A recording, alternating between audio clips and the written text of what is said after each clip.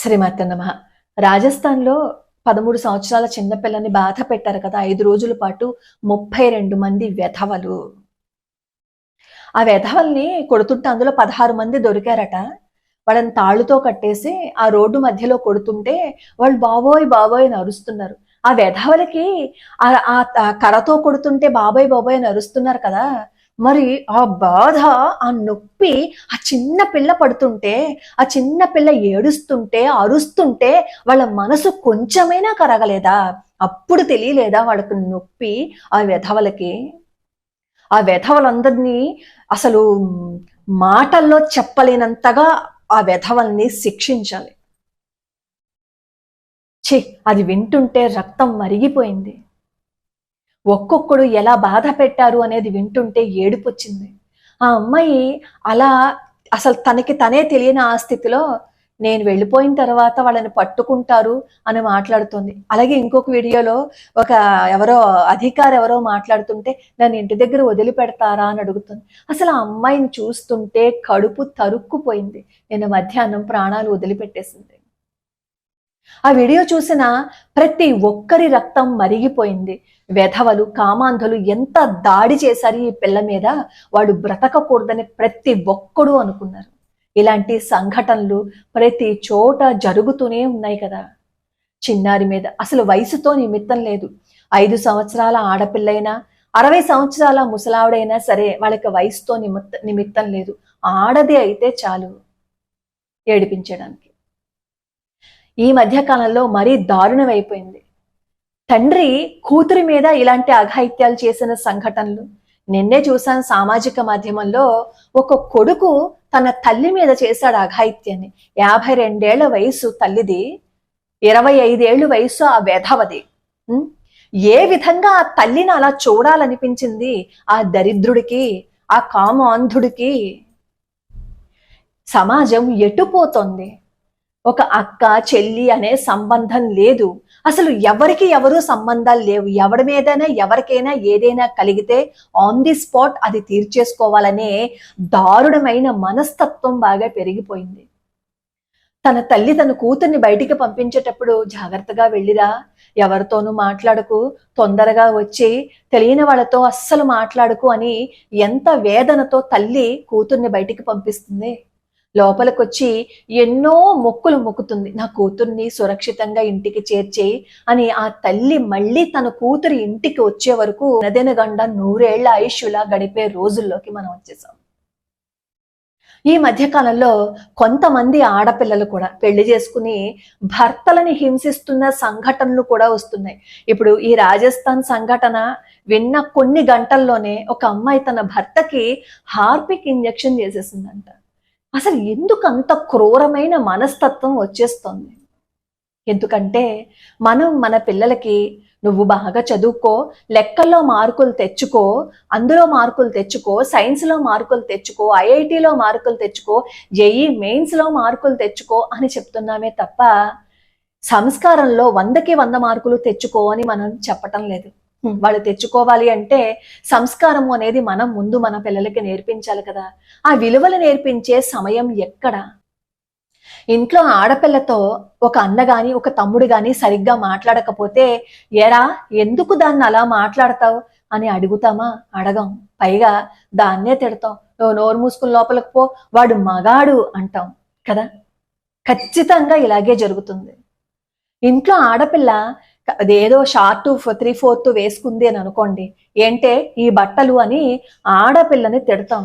మరి అదే మగాడి ఆ ఇంట్లో ఉండి వాడు డ్రాయర్ వేసుకుని తిరుగుతుంటే ఏరా ఇంట్లో ఆడపిల్లలు ఉన్నారు కదరా, ఆ తిరుగుడు ఏంట్రా అని మన మగపిల్లలకి చెప్తున్నామా?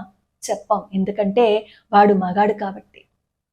ఇంట్లోంచి ఆడపిల్ల బయటికి వెళ్ళేటప్పుడు చాలా జాగ్రత్తగా ఉండు, నువ్వు చున్నీ సరిగ్గా వేసుకో అని చెప్తాం. చెప్పాలి కూడా, నిజమే, నేను ఒప్పుకుంటా. కానీ మరి అదే మగాడు బయటికి వెళ్తే ఎరా ఏ ఆడపిల్ల వంక చూడకు, ఏ ఆడపిల్లని బాధ పెట్టకు, నువ్వు సిగరెట్టు కాల్చకు, సమయానికి ఇంటికి వచ్చేయి అని మనం చెప్తామా? చెప్పం. నీ బలాన్ని బలహీనుల మీద చూపించకూడదు, చేతనైతే ఇంకా ఆడపిల్లల్ని రక్షించాలి, కాపాడాలి అని చెప్తామా? ఇంటికొచ్చిన కొడుకు స్కూల్లో ఏదైనా జరిగితే ఒక టీచర్ని పట్టుకుని అది ఇది అని చెప్పి సంబోధిస్తే మనం ఏంట్రా అది ఇది అని సంబోధిస్తున్నావు, టీచర్ అని గౌరవం లేదా అని మనం చెప్తామా? మనం కూడా అది ఇది అనే సంబోధిస్తాం. మనం మన పిల్లలకి అంత సంస్కారాన్ని నేర్పిస్తున్నాం కాబట్టే మనల్ని చూసిన పెరిగిన పిల్లలు కదా అలాగే ఉంటారు. ఇంట్లో తల్లి తండ్రి దెబ్బలాడుకుంటూ ఉంటారు. తండ్రి తల్లిని అత్యంత అసభ్యకరంగా కనీసం మనిషిగా కూడా చూడకుండా తిడుతూ ఉంటే అది చూసి పెరిగిన పిల్లలు ఇంకెలా తయారవుతారు? కొన్నిళ్లల్లో భార్య భర్తను తిడుతూ ఉంటే అది చూసిన ఆడపిల్లలు ఇంకెలా తయారవుతారు? మనం పిల్లలకి సంస్కారం నేర్పించటం లేదు. రాముడు తన రాజ్యంలో ప్రతి స్త్రీని తల్లిలాగా గౌరవించాడు అని చెప్పినట్లయితే తల్లిని పాడు చేసే కొడుకులు పుట్టరు. నిన్నొచ్చిన సామాజిక మాధ్యమంలో ఘట్కేసరి దగ్గర జరిగిందట ఇది. ద్రౌపదికి అవమానం జరిగినప్పుడు ఆ అవమానం వల్ల యుద్ధమే జరిగింది.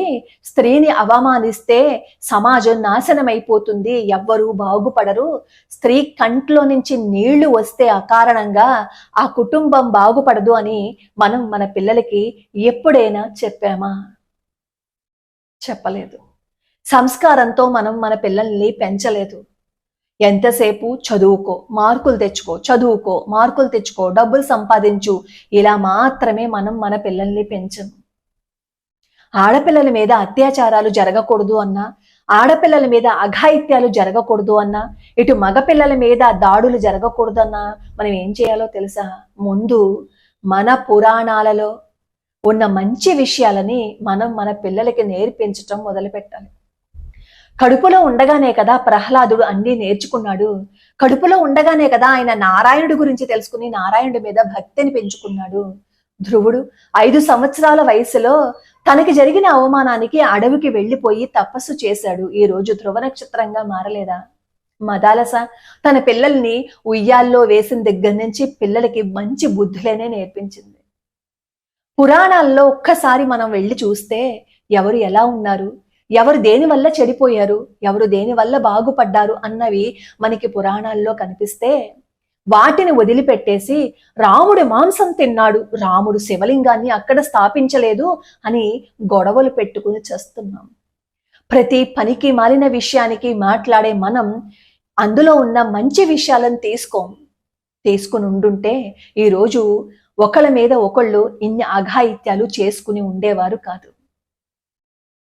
ఈరోజు భార్యాభర్తలు ఒకరినొకరు అలా హింసించుకుంటున్నారు అంటే సహనం పోయింది, ఇద్దరూ మాట్లాడుకోవడం పోయింది, అర్థం చేసుకోవడం పోయింది. నువ్వెంత అంటే నువ్వెంత, నా ఇష్టం వచ్చిన పని నేను చేసుకుంటాను అంటే నా ఇష్టం వచ్చిన పని నేను చేసుకుంటాను అనే పంతం పెరిగిపోయింది. అదే మనం మన పిల్లల్ని కాసేపు కొంచెం సేపు పిల్లల్ని కూర్చోపెట్టుకుని మంచి సంస్కారవంతమైన విషయాలు నేర్పించాము అని అనుకోండి, పిల్లలు మారరా?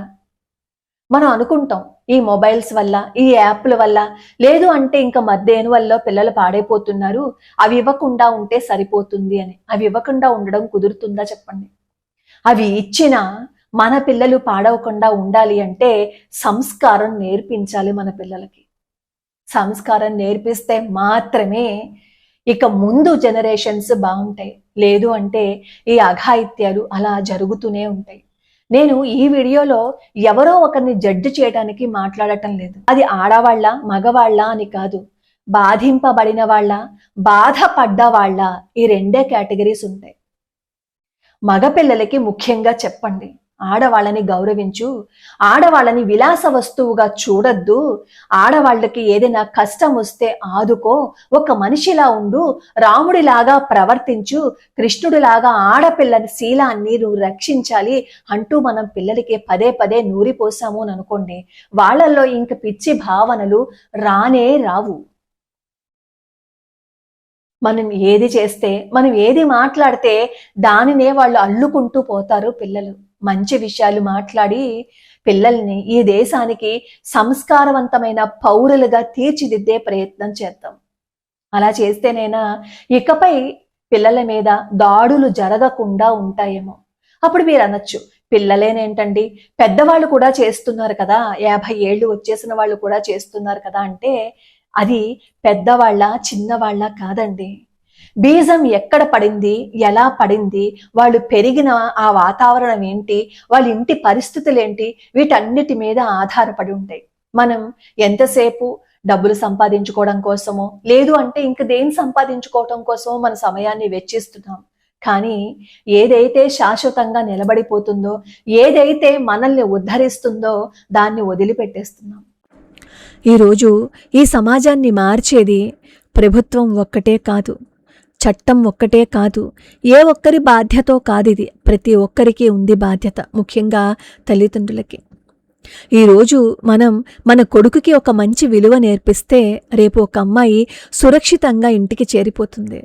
ఈరోజు మనం కూతురికి ధైర్యాన్ని నేర్పి విలువలని నేర్పిస్తే ఆ కూతురు ఆత్మవిశ్వాసంతో జీవిస్తుంది. ధర్మం, గౌరవం, కరుణ, సంస్కారం మనం మన ఇంటి పిల్లలకి నేర్పిస్తే అప్పుడు మాత్రమే ఈ అత్యాచారాలు తగ్గుతాయి, కుటుంబాలు నిలుస్తాయి, సమాజం మారుతుంది, ఇలాంటి విపరీత పోకడలు తగ్గిపోతాయి.